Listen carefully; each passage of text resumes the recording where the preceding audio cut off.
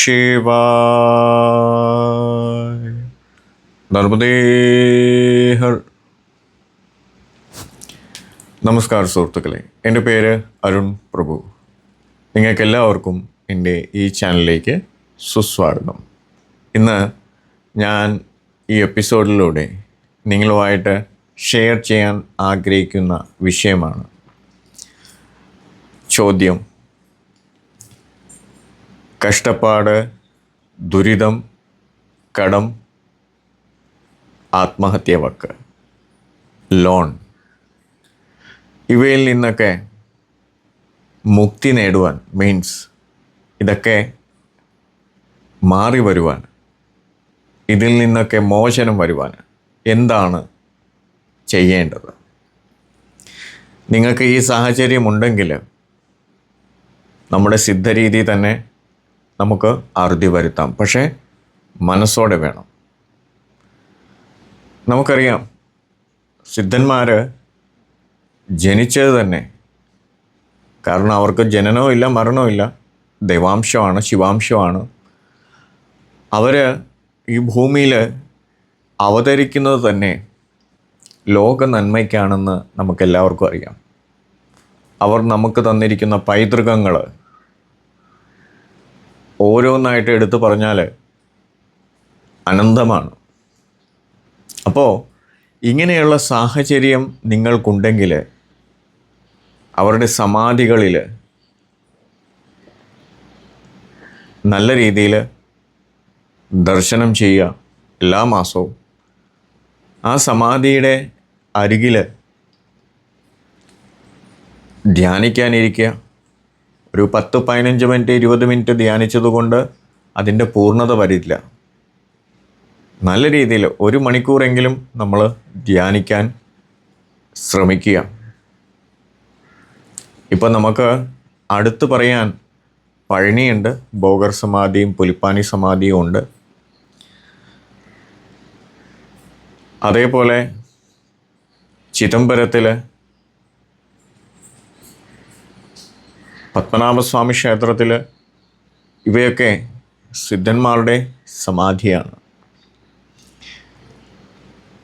അപ്പം നമ്മൾ ചെയ്യേണ്ടത് അവിടെ കുറച്ച് നേരം ധ്യാനിക്കാനിരിക്കുക.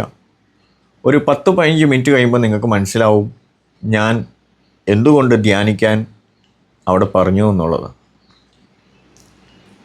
നമ്മുടെ ബോഡി വെയ്റ്റ് കുറയുന്നതായിട്ടും നമ്മുടെ ഉള്ളിൽ അലയാടുന്ന പ്രശ്നങ്ങൾ, ടെൻഷൻ, ചിന്തകൾ, ഇതെല്ലാം പതുക്കെ പതുക്കെ അഴിയുന്നതായിട്ട് നമുക്ക് മനസ്സിലാക്കാൻ പറ്റും. നമ്മൾ മനസ്സിൽ ഇപ്പോൾ പഴനിയിൽ ബോഗറാണെങ്കിൽ ബോഗർ സമാധിയുടെ അടുത്ത് ഇരുന്നാൽ ബോഗറിനെ മനസ്സിൽ ധ്യാനിച്ച് പരമേശ്വരനെ അല്ലെങ്കിൽ പഴനി മുരുകനെ സങ്കല്പിച്ച് ഓം നമ ശിവായ അല്ലെങ്കിൽ ഓം ശരവണഭവായ എന്ന മനസ്സിൽ ധ്യാനിച്ച് നമ്മൾ ധ്യാനിക്കാനിരിക്കുക. നമ്മുടെ എന്തൊക്കെ പ്രശ്നങ്ങളുണ്ടോ അതിൽ നിന്നൊക്കെ അയവ് വരുന്നതായിട്ട് നമുക്ക് മനസ്സിലാക്കാം. അതുകൊണ്ടാണ് ഞാൻ പറഞ്ഞത് കുറഞ്ഞത് 1 മണിക്കൂറെങ്കിലും നമ്മൾ ആ സമാധിയുടെ അടുത്ത് ധ്യാനിക്കാനിരിക്കുക. സമാധിയിൽ നിന്ന് കിട്ടുന്ന വിഭൂതി നമ്മൾ വീട്ടിൽ കൊണ്ടുവരിക. പറ്റുമെങ്കിൽ നമ്മൾ പേഴ്സ് ഉണ്ടെങ്കിൽ പേഴ്സിൽ സൂക്ഷിക്കുക. അവിടെ നിന്ന് എന്ത് പ്രസാദമാണോ തരുന്നത് അത് വീട്ടിൽ നമ്മൾ ഭദ്രമായിട്ട് സൂക്ഷിക്കുക. ഒരു മഞ്ഞപ്പട്ടോ അല്ലെങ്കിൽ ചുവന്ന പട്ടോ അതിൻ്റെ അകത്ത് വെച്ച് നമ്മൾ സെക്യൂർഡായിട്ടുള്ള പൂജാമുറിയിൽ വയ്ക്കുക. എന്തെങ്കിലും അടപ്പിൻ്റെ അകത്ത് വയ്ക്കുക, അല്ലെങ്കിൽ ഏതെങ്കിലും ചെറിയ കലശം ഉണ്ടെങ്കിൽ അതിൽ വയ്ക്കുക. സമാധിയിൽ നമ്മൾ പോകുന്നത് നമ്മളൊന്നും അവിടെ പറയേണ്ടത് ആവശ്യമില്ല, കാരണം സിദ്ധന്മാർക്കറിയാം. എല്ലാ മാസം എന്നുള്ള രീതിയിൽ നമ്മളവിടെ പോവുക, റൂട്ടീനായിട്ട് പോവുക. നിങ്ങൾ സങ്കല്പം എടുക്കുക, എല്ലാ മാസവും പോകുവാൻ ഉള്ള ഒരു അവസരം ഉണ്ടാക്കണേ എന്നുള്ള സങ്കല്പത്തിൽ നമ്മൾ പോവുക.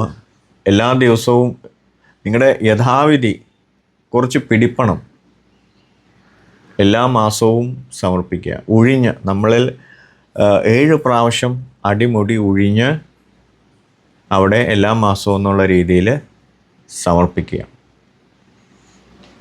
എല്ലാ മാസവും തരുന്ന വിഭൂതി നമ്മൾ തൊടുകയും അവിടെ പൂജാമുറിയിൽ അവിടെ വയ്ക്കുകയും ചെയ്യുക. എല്ലാ ദിവസവും ആ വിഭൂതി തൊടണം. നമ്മൾ ചെല്ലുമ്പോൾ പിടിപ്പണത്തോടൊപ്പം പുഷ്പാദികൾ, അതേപോലെ അവിടുത്തെ നിവേദ്യങ്ങൾ, ഇപ്പോൾ നമ്മൾ പൂക്കടകളിൽ താഴെ അറിയാം അവിടെ പുഷ്പാഞ്ജലി സമർപ്പിക്കുന്ന ഒരു ചെറിയ കൊട്ടയിൽ പഴവും കർപ്പൂരവും പൂമാലയൊക്കെ ആഡ് ചെയ്തിട്ടുള്ളൊരു കൊട്ട കിട്ടും.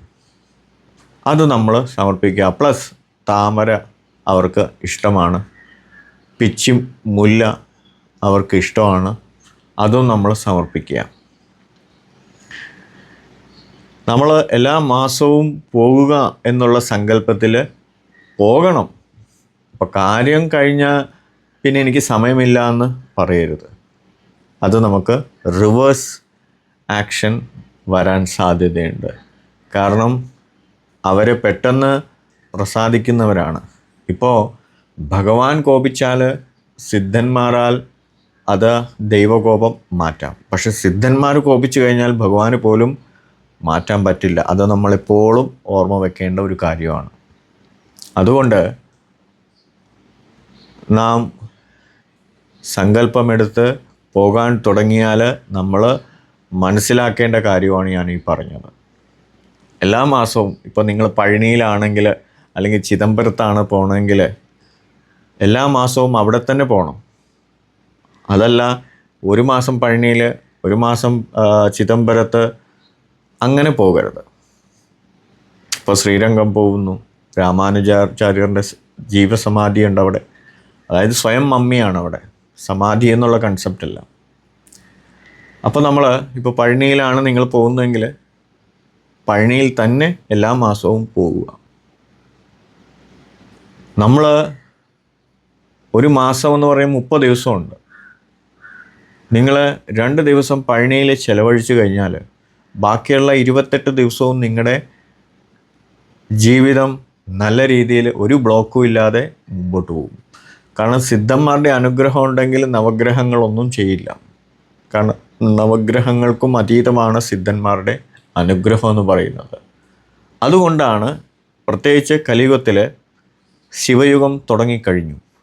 ശിവയുഗത്തിൽ സിദ്ധന്മാർക്കാണ് സ്ഥാനം. കാരണം അവരാണ് ശിവഭക്തി എല്ലാവരിലും വളർത്തിയെടുക്കുന്നത്. അപ്പോൾ ഇന്നത്തെ കലിയുഗത്തിൻ്റെ ഫുൾ കൺട്രോള് സിദ്ധന്മാരുടെ കയ്യിലാണ്. അപ്പോൾ ശിവയുഗത്തിൽ സിദ്ധന്മാരുടെ അനുഗ്രഹം, അവരുടെ എല്ലാ രീതിയിലുമുള്ള ശിവനെ ലയിപ്പിക്കുക, ശിവത്തിലേക്ക് ലയിപ്പിക്കുവാനുള്ള ഒരു മാർഗമെന്ന് പറയുന്നത് സിദ്ധ സറണ്ടറാണ്, സിദ്ധ വഴിപാടെന്ന് പറയും. അവരെ ഫോളോ ചെയ്യുക, അവിടുത്തെ വിഭൂതി നമ്മൾ എല്ലാ ദിവസവും തൊടുക, എല്ലാ മാസവും നമ്മൾ ഒരു സങ്കല്പമെടുത്ത് അവിടെ ദർശനം നടത്തുക, സമാധിയുടെ അടുത്ത് കുറച്ച് നേരം ധ്യാനിക്കാനിരിക്കുക. അത് മതി.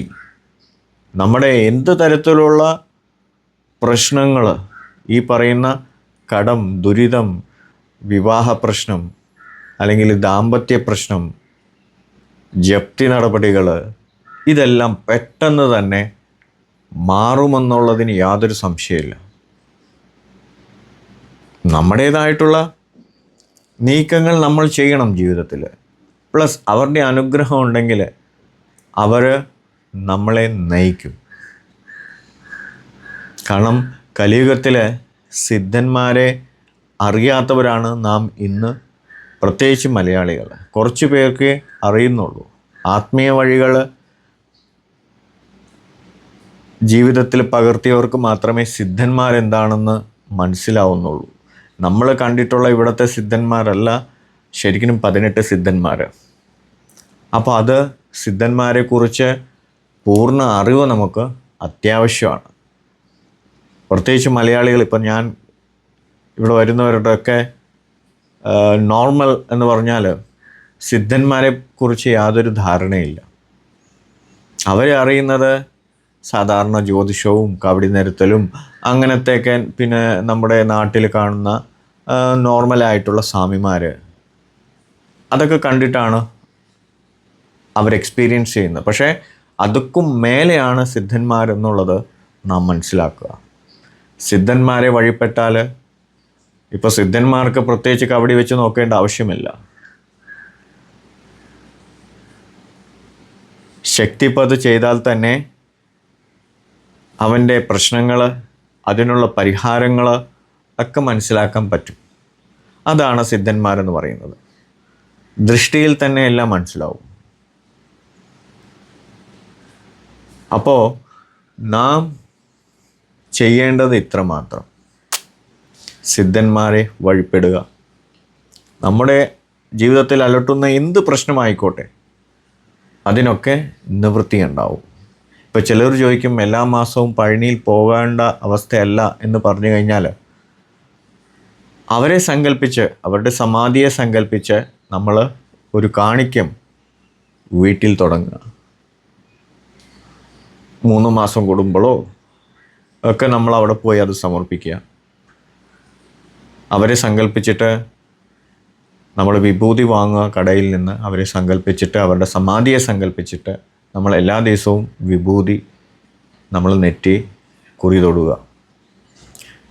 അവിടെയും വ്യത്യാസമുണ്ട്. പക്ഷെ നമ്മൾ ഡയറക്റ്റ് പോയിട്ട് അവിടെ എല്ലാ മാസവും പോകുന്നതിൽ കാര്യമുണ്ട്. കാരണം പെട്ടെന്ന് കാര്യങ്ങൾ നടക്കും. പക്ഷെ നിർത്തരുത്. നമ്മുടെ കാര്യം കഴിഞ്ഞാലും നന്ദിയുള്ള ഗുരുത്വം നമുക്ക് വേണം. ആത്മീയ ഗുരുവായവരെ നമ്മൾ വരിച്ചു കഴിഞ്ഞാൽ ഗുരുത്വം എന്നുള്ളത് നമ്മുടെ ജീവിതത്തിൽ വേണം. അതുകൊണ്ട് എല്ലാ മാസവും നമ്മുടെ കാര്യം നടന്നാൽ തന്നെയും എല്ലാ മാസവും നമ്മൾ പോകണം. അത് മുടക്കരുത്. കാരണം അത് വഴി നമുക്ക് പോസിറ്റീവ്നെസ്, ഉയർച്ച ഉണ്ടാവുള്ളൂ, മാറ്റങ്ങളേ ഉണ്ടാവുള്ളൂ. ഒരിക്കലും താഴെ പോകില്ല. അപ്പോൾ നിങ്ങൾക്ക് ഈ എപ്പിസോഡ് ഇഷ്ടപ്പെട്ടെന്ന് വിചാരിക്കുന്നു. നിങ്ങൾക്കും നിങ്ങളുടെ കുടുംബാംഗങ്ങൾക്കും എപ്പോഴും നല്ലത് വരണേന്ന് ആഗ്രഹിച്ചുകൊണ്ട് ഞാൻ ഈ എപ്പിസോഡ് ഇവിടെ ഉപസംഹരിക്കുന്നു. നിങ്ങൾക്കെല്ലാവർക്കും എൻ്റെ വിനീതമായ നമസ്കാരം. ഓം നമഃ ശിവായ.